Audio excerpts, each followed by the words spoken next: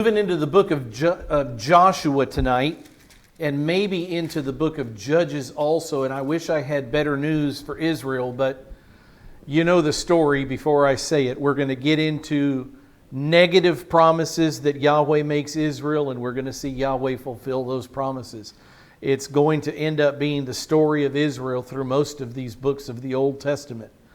So many of the promises they didn't keep, or so many of the covenant, the Mosaic law requirements they didn't keep. So Yahweh would make promises, guys, when you do this, I'm going to respond. I'm going to do this. I'm going to punish. And so many of the things we're going to see are that. So the book of Joshua, the promises that we're going to look at tonight in the book of Joshua are going to be in Joshua chapter 23. Almost to the very end of the book, but we have to go back to the book of Numbers to get a little bit of a backdrop. So follow me through this few verses in the book of Numbers. Remember last time, before I show you that, remember last time the great promise of God that we looked at was, if you disobey, eventually I will discipline you and discipline you and discipline you, trying to get you to come back to me, but eventually you will disobey. I will declare that you have gone too far, and I will evict you from the land. I'll kick you out of the promised land. It's not a guarantee that Israel would have that land to possess it for all time. The promise was that you will own it forever. But God reserved the right, based on disobedience, to evict them, to exile from the land, them from the land anytime He saw fit. And so as we saw last time, that was the promise. I'll kick you out of the land. Tonight it has more to do in the book of Joshua and the book of Judges with, I won't help you defeat the people in the land. That's what we're going to focus on tonight. God saying, if you won't have faith in me and trust me to kill the Canaanites that I've ordered you to kill, I will stop killing them. I will stop leading you into battle against these people, and I'll let them stay in this land, and there'll be a thorn in your side and a stake in your eye. They will be trouble for you, and it will be your fault, not mine. Those are the promises that we're looking for tonight in the book of Judges, or Joshua. But back up to Numbers 33, just for some context. Yahweh is speaking to Moses here. Not to Joshua yet, to Moses. But this is already on his mind. Then Yahweh spoke to Moses in the plains of Moab by the Jordan opposite Jericho. This is not in the promised land. This is on the east side of the river. And this is what God said to Moses. He said, speak to the sons of Israel. So God is giving a message to the sons of Israel through Moses. And this is what God has to say. When you cross over the Jordan into the land of Canaan, it's the land of Canaan, it's the promised land. Today we know it as the land of Israel. But God tells them, when you cross over the Jordan into the land of Canaan, then you shall drive out, listen to the instructions of God, drive out all the inhabitants of the land from before you. Destroy, not only drive them out, what he meant drive them out, we see in later verses, is destroy them, kill them. Kill everything that breathes, man, woman, child, animal. Purify the land from all of the Canaanites. There were 7 nations that God listed very clearly that He wanted all of them gone. All of them. And He also not only wanted the people gone, but in His effort to purify the land, He says to them, destroy all their figured stones. Everything that they had built up and made that helped them in their idolatrous worship of false gods, destroy it. Destroy all their molten images, all their gold and precious metals that they had made into idols. Destroy it all. Demolish all their high places, all their mountaintop, hilltop areas where they'd gone and built shrines and altars. I want it all gone. I want every shred of idolatry, whether it's living and breathing or whether it's a stone or molten figure. I want it all gone. I will purify this land and start fresh. That's what He wanted from Israel. That's why He told them these things. It was to purify the land in which God would come to dwell in Himself. Had to be holy, had to be set apart, had to be distinct, this land that God would choose to live in. So he says, you shall take possession of the land and live in it, for I have given the land to you to possess it. He's promised Israel this land. It will be Jewish land forever. A couple of verses later, Numbers 33:55, this is what it says. Listen to God's tone. Listen to what he says to Israel. I want you to go into the land and destroy everything that has anything to do with the worship of anything other than me. In the land of Canaan, in the promised land, I alone will be worshiped. Destroy everything else, all of it. That's what he wanted. He says in verse 55, there should be verse 51 in there. Where's that at? 51 to 53. Nope, sorry, that's right. Verse 55, nope, let me go back, sorry. I want to ask you a question. I want to ask you a question. Now listen to what I'm going to say. Yahweh wants all traces of idolatry wiped out of this land, this bordered land that he very clearly told Abraham, north border, south border, west border, east border. In this land, I want every human being in that land to be killed. I want every woman, child, man, everybody killed. I want all their animals killed. I want all their figured stones, their molten images, their high places. I want all of it ground into powder, all of it gone. We're starting fresh in the land. Now, here's my question. Did Israel do that? Did Israel kill every single person of those 7 nations that God said to kill or not? They did not. We know that. They failed in the conquest behind Joshua. They didn't kill everybody. They didn't send them, drive them out of the land. They did not purify the promised land. Here's my second question. Will it ever happen? Will the promised land ever be truly purified? What's the answer to that? At the second coming of Jesus Christ, he will do what Israel failed to do under Joshua. God will get his wish. We are going to start in the promised land with a perfectly pure land and a perfectly pure people. And it will happen one day when Jesus Christ comes back at the second coming. Jesus will do what the Jews under Joshua refused to do, what they were unwilling to do because they lacked faith in God. Very interesting, Jesus having to do this for Israel. Remember, just a short aside, remember what Adam was told to do. Tend the garden, keep the garden, secure it, protect it, defend it, cultivate it, make it grow. All those things that Adam refused to do when he bit the fruit. And this was turned over to Satan, that we live in the devil's world now. He has temporary control of this earth. And it took the second Adam, it took the last Adam, Jesus Christ, to come and to wrestle power back from Satan.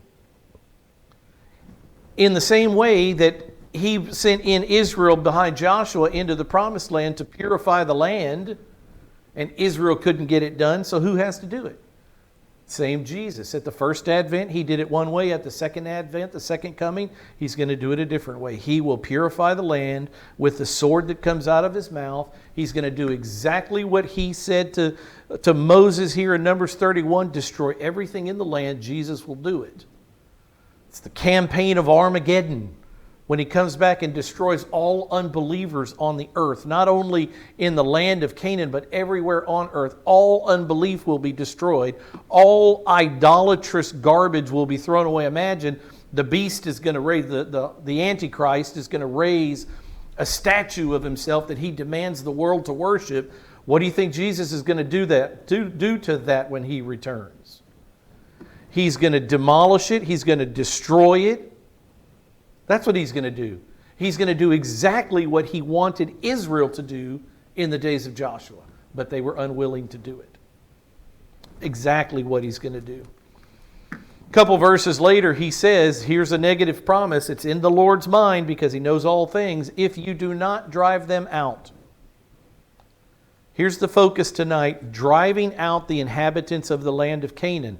God says, if you do not drive out the inhabitants of the land from before you, then it shall come about, here's a promise, that those whom you let remain, the Canaanites that should have died, along with their pagan anti-Yahweh idolatry, those that you allow to remain of them will become as pricks in your eyes and as thorns in your sides, and they will trouble you in the land in which you live. Instead of living in perfect peace and harmony with Yahweh, I will allow these idolaters to be a problem for you. And this is a chilling promise. He says, as I planned to do to them, so I will do to you. What was his plan for all of them in the land? Destroy them all. What does God promise Israel? There will be a time, if you choose, there will be a time when you go too far with me. And I will pull back my protections. Remember it said the hornets, the Lord sent the hornets out before Joshua and the hornets killed people. I'll pull back my protection. I'll pull back my cooperation in the warfare with all of these 7 nations. If you don't trust me and have faith enough in me to kill them all, to fight hard, then I'll stop fighting hard also. And I'll leave them in the land and you will pay for it. Sad truths, hard things to teach. We're getting to the book of Ruth. Hang in there with me. We're getting to the book of Ruth, and we'll be happy in the book of Ruth for an hour or two. What did Yahweh want Israel to do? He wanted them to drive out all the idolaters and purify the promised land. That's what he wanted. So now we move to the book of Joshua, which is about Joshua entering into the land of Canaan. In the book of Numbers, he's speaking to Moses before Israel crossed the Jordan River. They're not in the land of Canaan, not in the land he promised Israel yet. But now we get to Joshua chapter 15, and Joshua has led Israel into the promised land, and we get to see the report card of Israel. What did Yahweh say? Drive them all out, destroy them, kill them, and destroy everything that has to do with idolatry in the land. Drive it all out. Purify this land. So we go into the book of Judges. In Judges chapter 15, we get to see how Israel did. Did they do it? And this is what it says in Joshua chapter 15, verse 63. Now as for the Jebusites, the inhabitants of Jerusalem, the sons of Judah could not drive them out. Whose fault was that? Was Yahweh not fighting hard enough with the sons of Judah, or for some reason did the sons of Judah have not enough faith in God? And I don't mean this ethereal, mystical faith. I mean in battle, the battle is the Lord's. Let's push through. We can beat these Jebusites. I could see at some point Jerusalem saying they're just too big and too strong. The city's too fortified. We need to retreat. It wasn't God that was saying retreat. It was the sons of Judah who said it. And it says they could not drive out the Jebusites. If God says go into the land and kill everything that breathes, could God knock out those Jebusites? Well, he surely could. But the sons of Judah stopped in their tracks. We don't know the story. We don't know how it went. But apparently the sons of Judah stopped in their march to Jerusalem and said, we can't do it. It says the sons of Judah could not drive them out. So the Jebusites live with the sons of Judah at Jerusalem until this day. Did they follow what God said to do? What did God say? If you leave them in the land, I'll allow those that stay in the land to be pricks in your eyes, thorns in your sides, and trouble to you. They will lead you away from me. And what do we have in the holiest place on earth, the city of Jerusalem? We have Canaanite, pagan, anti-Yahweh, followers of false gods. That's what we have in the holiest city there is. You turn the page to Joshua chapter 16, verse 10, we get more report card. Not only the sons of Judah. In Joshua 16, 10, it says, they did not drive out the Canaanites who lived in Gezer. So the Canaanites live in the midst of Ephraim to this day. This isn't the tribe of Judah, it's the tribe of Ephraim. Ephraim, the second son of Joseph. So the Canaanites continue to live in the promised land, in the territory that Joshua gave to Ephraim to this day. And what did Israel try to do? Instead of kill them and honor God's word, they made them forced laborers. Is that what God told them to do? No. But yet that's the report card that we get from Israel. God told them very clearly in Numbers, drive them all out, or there'll be pricks in your eyes, thorns in your sides. And we get to go into the book of Joshua, into the 7-year conquest, and see Israel didn't do it. They didn't do what God told them to do. Turn the page again, next chapter. Joshua 17, verse 13. It came about when the sons of Israel became strong. They put the Canaanites to forced labor. Is that what Yahweh told them to do with the Canaanites? No. But it's what they chose to do. They put the Canaanites to forced labor, but they did not drive them out completely. So what do you expect God's response to be? These people are going to be a problem. The pricks in the eyes and thorns in the sides and trouble for Israel. Now we fast forward, because I want to do this fast. I don't like all this bad news. I don't like it any more than you do, but we're going book by book and studying the promises of God. We fast forward to the end of Joshua's life, and he is sharing some parting words with his fellow countrymen, Israel. This is in the section where Joshua says, choose this day whom you will serve. But as for me and my house, we will serve Yahweh. But you choose, Israel. Each of you get to decide, are you going to serve Yahweh and only Yahweh, the God of our fathers, Abraham, Isaac, and Jacob? Or are you going to choose to serve the false gods of Canaan? You choose. In my house, we serve Yahweh and only Yahweh. The great man Joshua. It's in this section that Joshua has this to say. In Joshua chapter 23, verse 11 and 12. He warns them. Remember, the Lord said through Moses, Numbers 33, and now the Lord says through Joshua several years later, maybe 30 years have gone by. What does Joshua have to say? To the same men, take diligent heed to yourselves to love the Lord your God. No one else, no other gods, Yahweh only. You make certain in your lives that you love, dedicate your life, your commitment, your devotion to the one true God, Yahweh.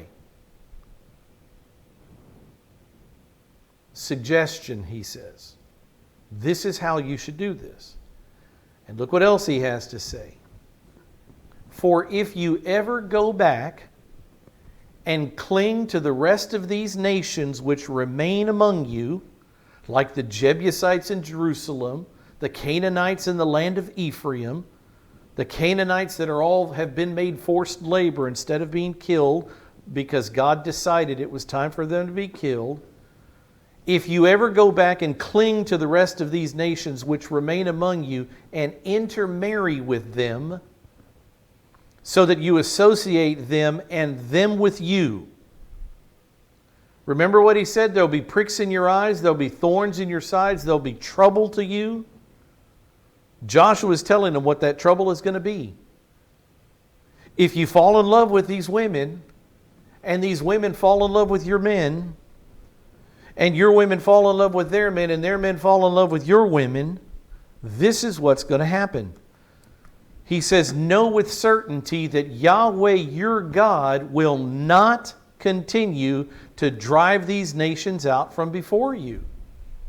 Remember, even before they went into the land of Canaan, Yahweh told Moses, I'm not going to do it all at once. The land is too big for that. There are too many wild animals in the land. I'm going to have to do it slowly, little by little.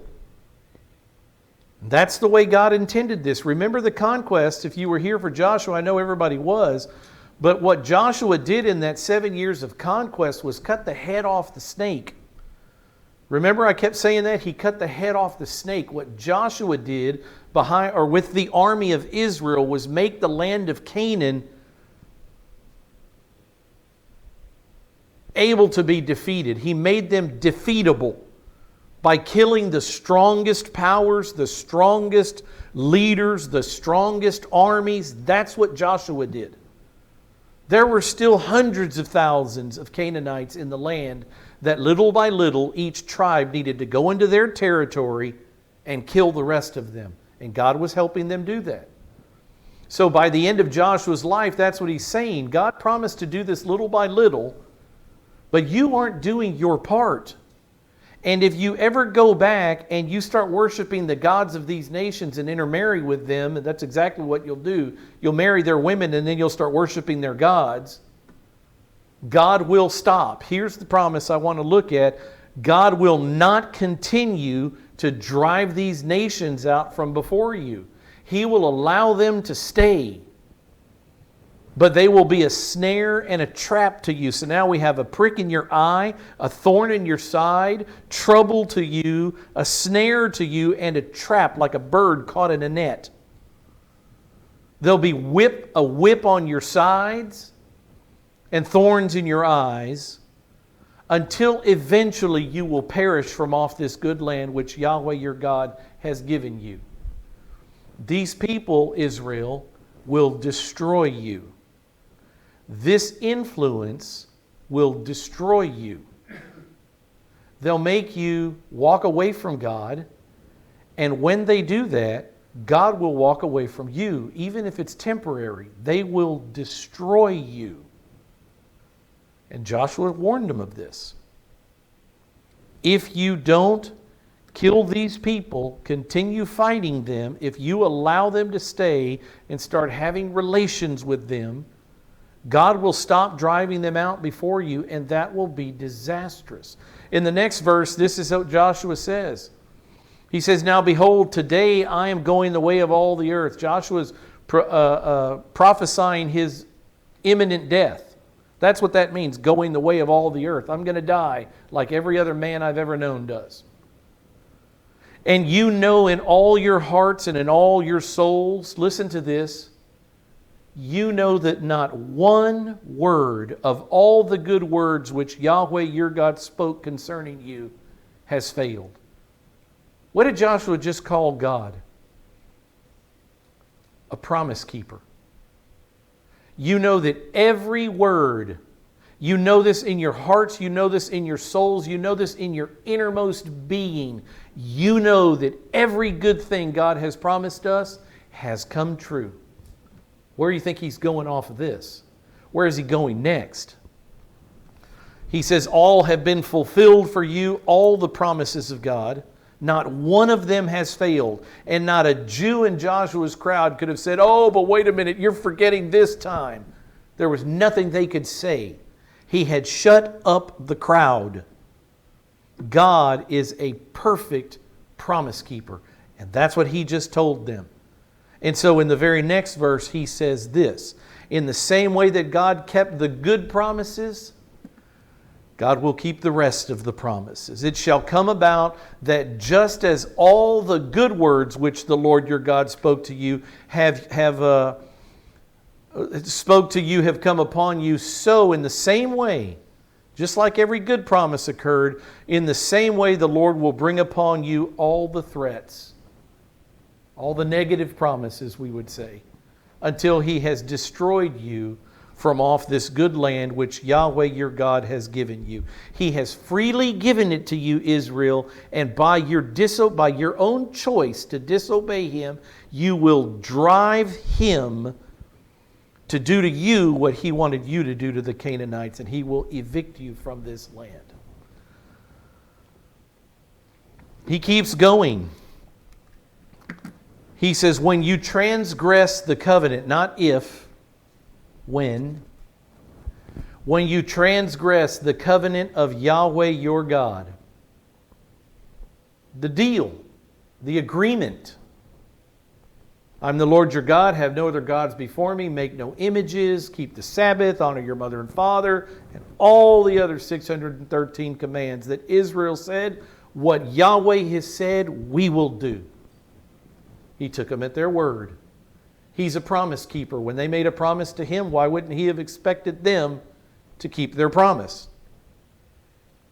So Joshua tells Israel, when you transgress the covenant of Yahweh, which he commanded you, and you go and serve other gods and bow down to them, then the anger of Yahweh will burn against you, and you will perish quickly from off the good land which he has given you.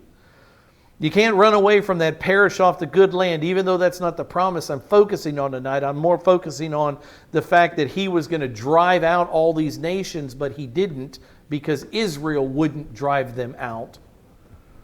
You can't get away from this promise over and over. I will kick you out of this land. Don't think like Samson did and like so many others in the Bible. Don't think that you can't go too far with me. You can. Again, do not be deceived. God will not be mocked. So we know the rest of the story, that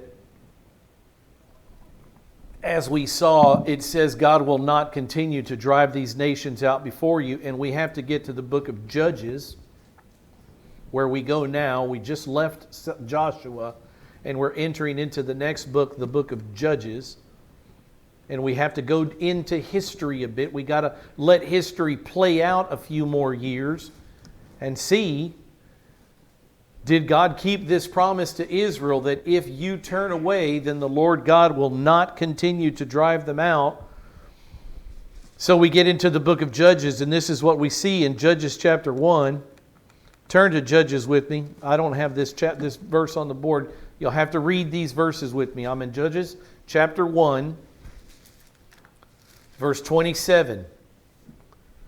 We have more of a report card. Remember earlier we saw the Jebusites stayed in Jerusalem.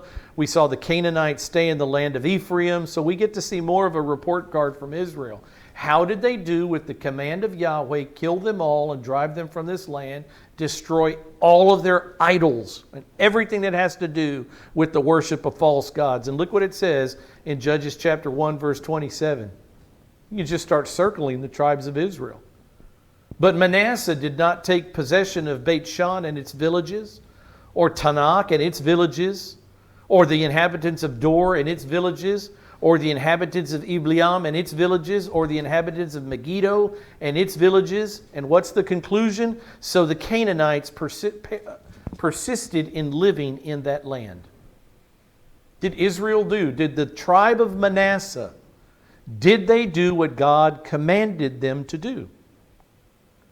Under Joshua, remember with me, Joshua and the army of Israel went in and they cut off the head of the snake. They broke the power of the land of Canaan so that each individual tribe could go into their tribal territories and continue the decimation of these godless pagans.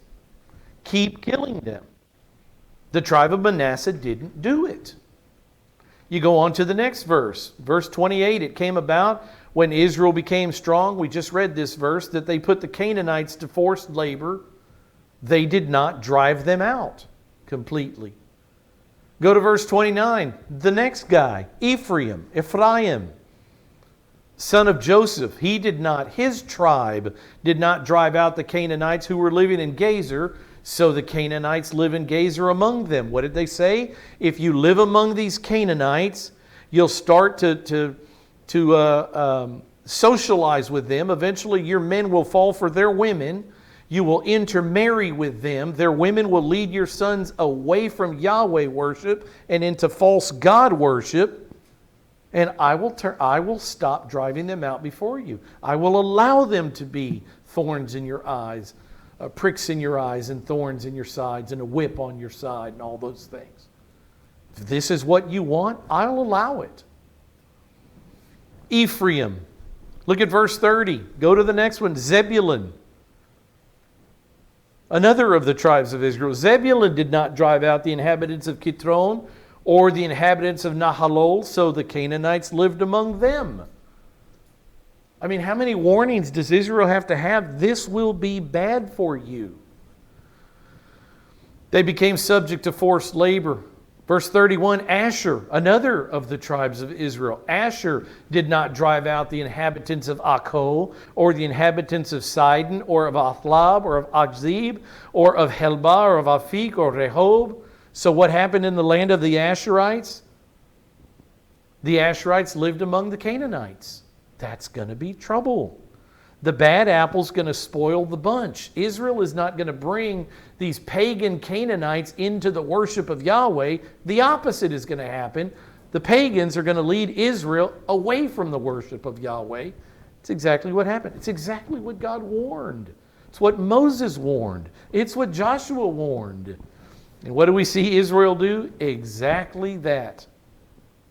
Verse 33, Naphtali, another of the tribes of Israel, did not drive out the inhabitants of Beit Shemesh or the inhabitants of Beit Anat, but lived among the Canaanites. What would happen? They would start to socialize. They would start to intermarry. They would start to worship false gods. Of course that was going to happen. It's exactly what God said would happen. So they lived among the Canaanites, the inhabitants of the land, and the inhabitants of Beit Shemesh and Beit Anat became forced labor for them. That is not what God wanted. God did not want them to have slaves of these Canaanites. God wanted the land purified. But Israel said, nah, wouldn't it be better if we kept them as workers? No. You can't make this up your way. Another one, the tribe of Dan in verse 34, it says, Then the Amorites forced the sons of Dan, another of the tribes of Israel, into the hill country. Was the God of Dan, was Yahweh the God of Dan not strong enough to kill the Amorites in the hill country? Or was Dan not fierce enough and loyal enough to follow Yahweh into that battle? That's the answer. So the Amorites forced the sons of Dan into the hill country, for they did not allow them to come down into the valley. Yahweh would have had them in the valley. He wanted Dan in the valley. But Dan wouldn't go. They're too big, they're too strong, we can't get in there. That is not a Yahweh problem, that's a man problem. Yet the Amorites persisted in living. You could put a period after that. The Amorites persisted in living because God said it's time for them all to die. But Israel said no. They persisted in living in Mount Heres, Ajalon, Shabaim, and when the power of the house of Joseph grew strong, they became forced labor. You would think once they built their strength that they would go in and kill them, but no. They just kept them as slaves. How would you expect Yahweh to respond? What's he supposed to do? What did he say he would do? Yahweh responds to all of this by sending the angel of the Lord to the earth. Now this is Jesus Christ. Before he became Jesus Christ, Jesus of Nazareth, you have to remember that God the Son always existed. But he only got that body that we'll recognize as Jesus Christ forever with the nail-scarred hands and the puncture wound in his side. He only got that body 2,000 years ago. He's existed eternally, billions of years. So when he needed to come to earth, when God would send his own Son as a messenger to earth, he would come in the form of the angel of the Lord. And this is what happens in Joshua chapter 2. We're at the end of Joshua chapter 1, and in Joshua chapter 2, because Israel has not kicked out all these people, destroyed them, and demolished idolatry, the angel of the Lord has something to say. Now the angel of the Lord came up from Gilgal to Bochim, and he said, I brought you, now listen to the list, I brought you up out of Egypt. I led you into the land, the promised land, which I have sworn to your fathers. That's Abraham and Isaac and Jacob, the patriarchs of Israel. And I said, I will never break my covenant with you. I'm in it to win it. God is never going to turn his back on his word. I meant every word I promised you. I would bless you in all these various ways. I meant every word of it. I will never break my covenant. And as for you, you shall make no covenant with the inhabitants of this land. There would have never been a way for them to make a covenant with the inhabitants of the land if they would have followed Yahweh's orders and killed them all. You shall make no covenant with the inhabitants of this land. You shall tear down their altars. God the Son is reminding Israel of the deal. And then He reminds them of their disobedience. But you have not obeyed me. What is this you have done? It's not God's fault. I kept my word. You walked away from me. Look what it says in the very next verse. Therefore, I also said, I will not drive them out before you. If you want to hang out with these pagans who hate me, after I've given them 400 years of grace in the land of Canaan so that they could turn to me, and all they did was get more and more entrenched in their godless, anti-Yahweh, idolatrous living, if you would rather have relationship with them and reject me as your God, fine. I will stop driving them out.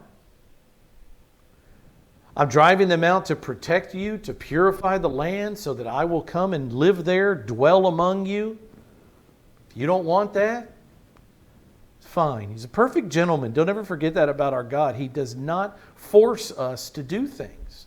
He offers us blessing, life, living.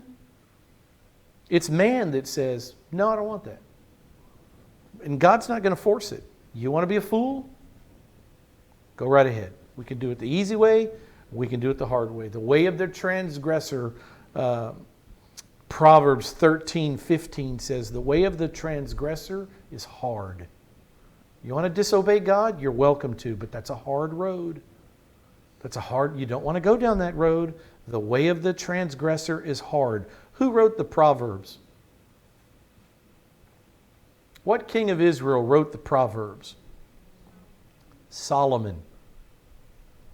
Did Solomon understand what a transgressor's way was? Did Solomon in his life with his 700 wives and 300 concubines and all the disaster of idolatry that Solomon fell into, you think Solomon understood firsthand that the way of a transgressor, the way of one that would walk away from the commandments of God, that's a hard row? What do we always say? Well, that's a hard row to hoe. It's a biblical concept.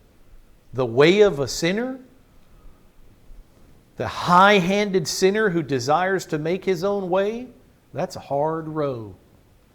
Hard road and a hard row to hoe. It's all biblical truth. So God says, the angel of the Lord, I will not drive them out before you, but they will become as thorns in your sides, and their gods will be a snare to you. You think you're going to their gods because you enjoy them more. You enjoy worshiping them more. They're more fun. But they're going to destroy you and our relationship. Why do you want that? When the angel of the Lord spoke these words to all the sons of Israel, the people lifted up their voices and they wept. As if to say, but Lord, we didn't know we were doing anything wrong. Please don't leave us. Please continue to drive them out. Please don't let their gods be a snare to us. And what would Yahweh have said to them, the angel of the Lord? You've gone too far. It just seems to be the theme today. You've gone too far. Do not be deceived. I will not be mocked. I made you a promise. I kept all the good promises like Joshua reminded you. Every good word that God has said has been fulfilled, and you all know it. You know it in your hearts and you know it in your souls. And just as He has kept every good promise, He will keep every negative promise. He's a fair God. He is perfect justice. He has to keep all His promises. Oh, Israel. How does Israel respond to Yahweh? Yahweh says His peace. He sends the angel of the Lord with the personal message for Israel. How does Israel respond? Judges chapter 2 verse 11, the sons of Israel did evil in the sight of the Lord and served the Baals. And they forsook Yahweh. They abandoned the worship of the one true God Yahweh, the God of their fathers who had brought them out of the land of Egypt. And they followed other gods from among the gods of the peoples who were around them. They bowed themselves down to them. Thus they provoked Yahweh to anger. So they abandoned or forsook Yahweh and served Baal and the Ashtaroth. The next verse, the anger of Yahweh burned against Israel. How does Israel respond? We won't obey you, we'll reject you, we'll abandon you, and we'll worship the gods of the Canaanites instead. How does Yahweh respond? You see this tit for tat. God will play that game. You want to play that? He knows that game too. The anger of Yahweh burned against Israel. He gave them, what did He say? I will no longer drive them out before you. That's the promise tonight. I will not drive them out. I'm done with that. So what does He do? He gave them into the hands of plunderers who plundered them. You love the Canaanites so much? I'll bring the Canaanites on you and they will destroy you. Why would anybody choose this? He sold them into the hands of their enemies around them so that they could no longer stand before their enemies. Before, the battle is the Lord's. Under Joshua, the great cry, be strong and be courageous. The battle is the Lord's. Not anymore. They've turned away from that. It's not Yahweh, the Lord, they're worshiping. It's all these false gods. So God says, you want it like that? Let's see how it works out for you. And He does that in our lives. We're seeing it right here. You want to go down that road? You think it's a better plan? You think you're smarter than me? You think I haven't thought of that? You think I'm misusing you or abusing you? Walk away. Always His child. Just not an eternal separation, but you want to go down that foolish road as a prodigal son? Hit the bricks. We'll see how that works for you. I will discipline you to get your attention, to seek you, so that you will come back to me and seek me. And I'll go to the ends of the earth to find you. But there will be a day when you've gone too far.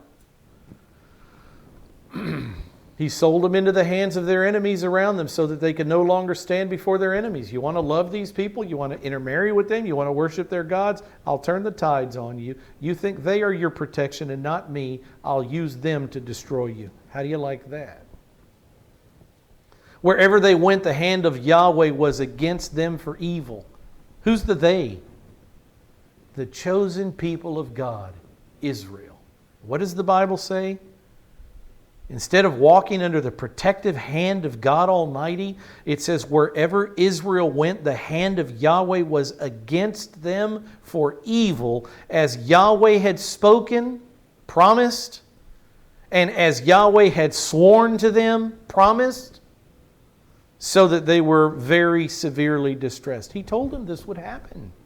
He promised it. And as a promise keeper, He had to keep His promise. It had to happen. And it happened just like He said it would. Just like He had Moses warn them it would happen. Just like He sent Joshua to warn them it would happen. Just like He sent the angel of the Lord to warn them. You've gone too far. You've got to turn back from this. Didn't get any of their attention. They continued doing evil in the sight of the Lord. They continued worshiping their false gods until the Lord said, you've gone too far. I won't be mocked. I'll be worshiped, I'll be honored, I'll be glorified. I will not be mocked. And that's the human condition, the book of Judges and the book of Joshua. And next time, and I've gone through it because I'm tired of it, this negativity, I need to take a break from it. Ruth. And maybe we'll go through Ruth in a couple of weeks just to bathe in some positive message that came out of Israel during this time period. I'd ask you if you get tired of all the negative things, but I don't want to know the answer because I know it. I'm just turning the pages of the Scripture. Don't blame the messenger, please. Don't throw tomatoes at the messenger. I'm simply turning the pages of the book. Let's close in prayer.